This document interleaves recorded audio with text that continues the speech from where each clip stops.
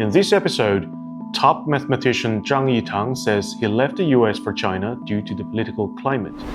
Nomination of a new academician at the Chinese Academy of Sciences, a former vocational school student turned PhD supervisor draws attention. China's July power generation exceeds 1 trillion kilowatt hours. And China's foreign minister visits India and Pakistan in succession, sending strong signals to the region. A drone rescues 2-year-old girl missing for more than 30 hours. I'm Chris. Now let's start today's China Currents. Recently, Yitang, a world-class Chinese mathematician in his 70s, resigned from his tenured professorship at University of California, Santa Barbara, and moved back to China with his family. He has been appointed chief scientist at Sun Yat-sen University in Guangdong, becoming one of the most significant figures in the wave of overseas Chinese scholars returning home. In a media interview, Zhang admitted that with rising tension between US and China, he had long been considering a return to China. One detail he revealed was particularly telling.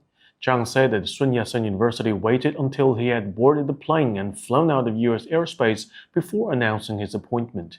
When his plane landed in Guangzhou, China even sent a customs officer to board the plane and personally welcome him and his family.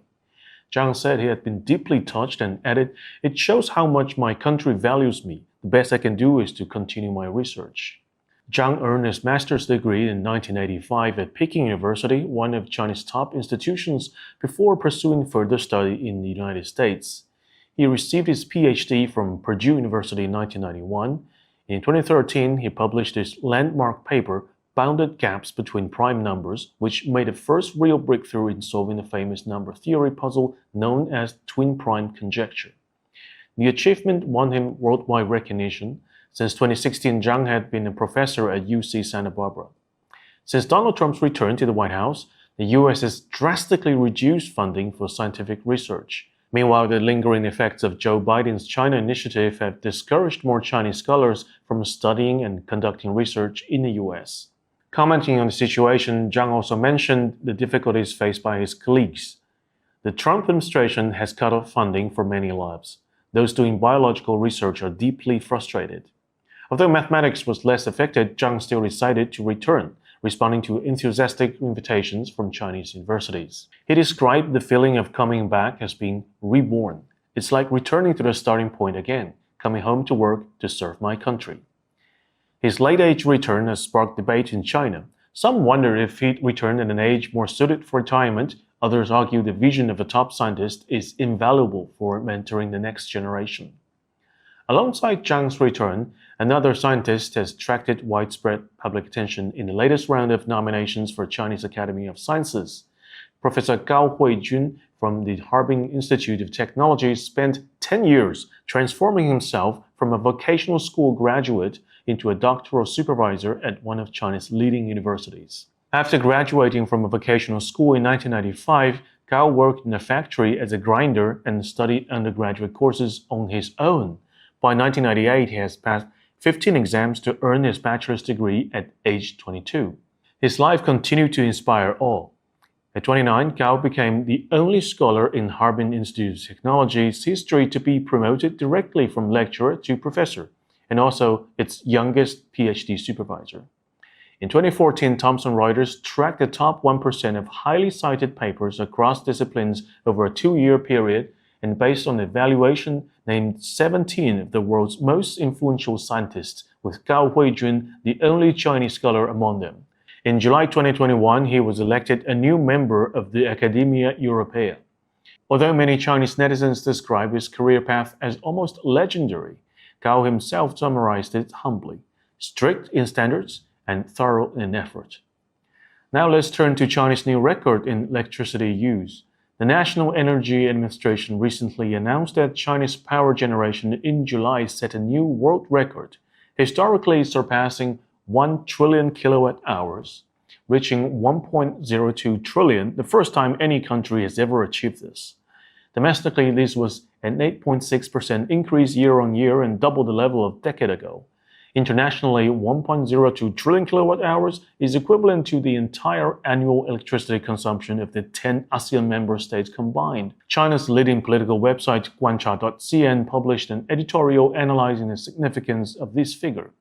The article noted that the achievement would not have been possible without bold reforms by China's central state-owned power enterprises. Over the past decade, the State Grid Corporation of China and China Southern Power Grid broke up their own monopolies, abandoning administrative allocation of power and state-fixed electricity pricing. Instead, they introduced market-based mechanisms in both generation and retail, allowing private capital to enter the power sales sector. With full competition in buying and selling electricity, prices became more transparent and flexible. As a result, China's market-traded electricity volume skyrocketed from 1.1 trillion kilowatt-hours in 2016 to 6.2 trillion in 2024, against the backdrop of soaring global energy prices. This reform kept China's power costs stable.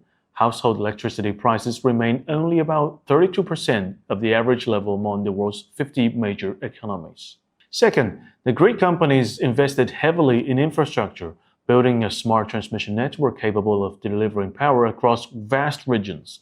With a maximum transmission capacity of 142 million kilowatts, the grid ensures electricity transfer and secures the national supply. Third, China's power sector has actively integrated renewable energy. Of July's 1.02 trillion kilowatt-hours, nearly one quarter came from wind and solar sources. The electricity data also reflect profound shifts in China's economic structure. Particularly notable in July was the tertiary sector, which consumed 208.1 billion kilowatt-hours, up 10.7% year-on-year. Between January and July, electricity use in internet-related services grew 28.2%, while charging and battery swapping services surged 42.6%. These figures point to the rapid rise of mobile internet, big data, and cloud computing, as well as widespread adoption of electric vehicles and other emerging industries. Now let's focus on China's diplomacy.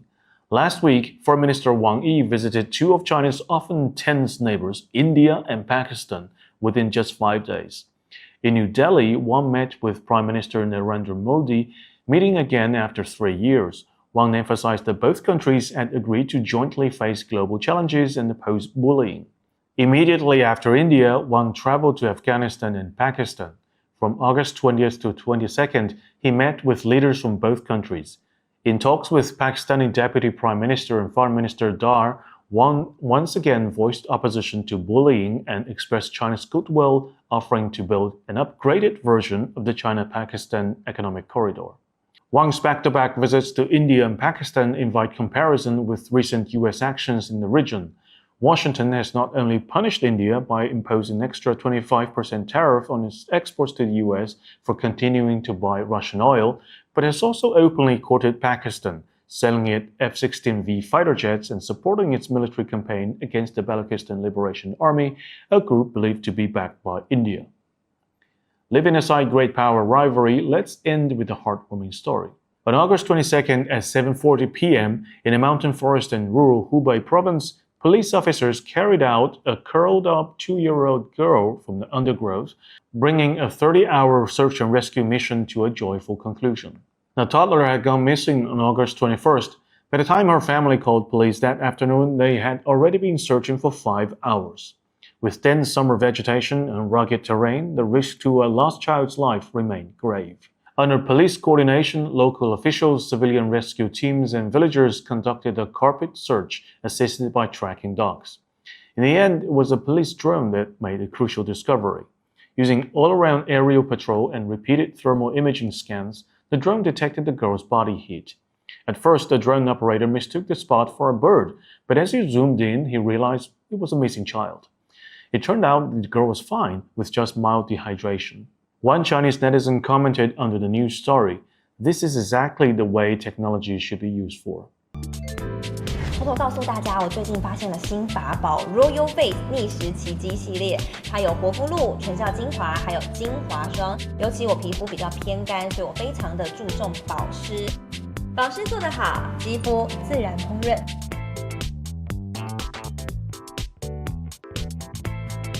提亮肤色更年轻。抚平皱纹，超有感，而且气色变好。用心保养，每天都更美一点。